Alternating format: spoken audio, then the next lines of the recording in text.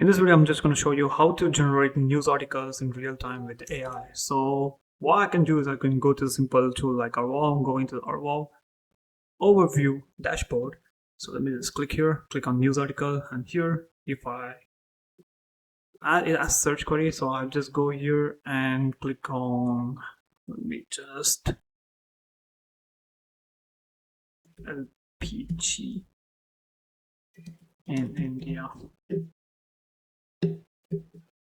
Click on search stories, and just for a second, we have advanced options also. We can target the country, time range, exclude websites, include websites, and let's just wait for it to generate some stories based on real time. Now guys, this is fetching from Google Trends or real-time information from news. So, okay, we have got the stories right here. I can simply click on plus and then start writing articles. So that's how you write news article and automate news articles.